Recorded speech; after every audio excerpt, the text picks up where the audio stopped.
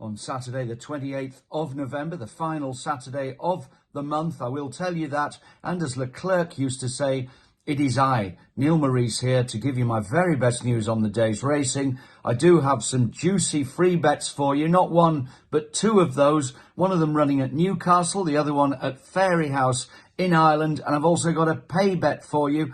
And I will tell you now, before starting to give you all that information, that there were several people that came on board the £99 all-in daily service offer, and that goes on until the middle of the summer, the 1st of July. If you want that, press the link below. £99, 50 pence a day for my information right the way through until the middle of 2022. Of course, on the 1st of January, the emails you're getting now with the information will in fact dry up. So please take that offer. It's there, and it's best, I feel, to get it out of the way. Well, let me now move on to a couple of free bets for you before I mention the pay bet. And the first of those runs in the 2:05 at Newcastle. Now, this is a listed handicap chase in which I will say the Ferrymaster takes my eye. This horse, trained by Sandy Thompson, was in the money in the Scottish National at Ayr back in the spring,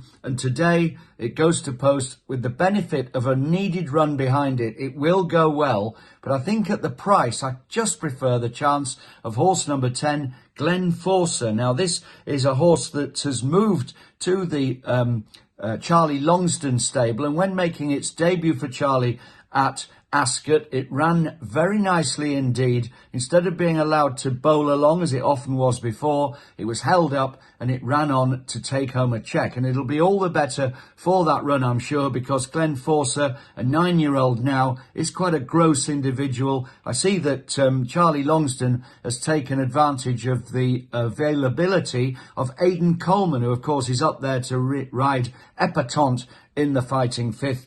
But Glenforcer and Aidan Coleman, they are trading at 11-2 with Sky Bet. 5 places on offer with that firm. That is important. If you can get the 5 places with Sky Bet at 11-2, that is the way to go each way on number 10, Glenforcer. And that, of course, is in the 2:05 at Newcastle. The pay bet today, by the way, which costs a £5. And if you want that, click the PayPal link below. It is a horse running in Ireland. Now, you may remember that earlier in the week I tipped you a hurdler in Ireland, indeed a hurdler that made a 2-7 shot, pull out all the stops, and I tipped that horse each way, so we did make a nice profit out of it. And it's the similar situation today. I've got a horse that's going to go off at a decent price indeed to take down a hot favourite, and this horse is available as I say with the PayPal link, £5, and it's one that I think is going to go a long way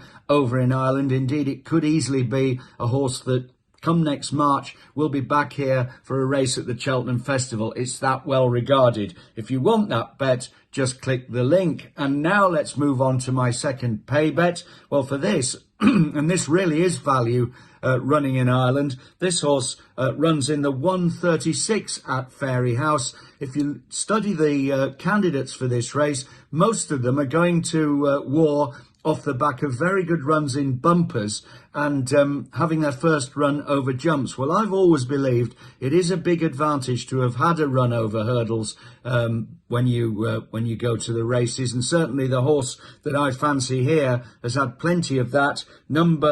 It's called Midnight. It's trading at 14-1 with Paddy Power. It did unseat last time, but if you look before that on all 3 starts, it troubled the judge and was bang in the money. Well, that's very useful experience to take to the table against horses, as I say, who are largely inexperienced. They do come from major yards, big operations in Ireland, and they will ensure that Midnight goes off at a juicy price. I can see 14-1 with Paddy Power, and I think that's a jolly good each-way alternative to horses that some of you might think are more obvious. But if you look more closely, that advantage of having being over hurdles is a big one, and I think that Midnight It Is can exploit it here with at least an earning run, in other words, be in the first three, and if not, take down the more fancied horses. Well, that's all from me from now. I'll return at the same time, 9 o'clock tomorrow, Sunday, to bring you all my very best free information for the day's racing. It's Neil Maurice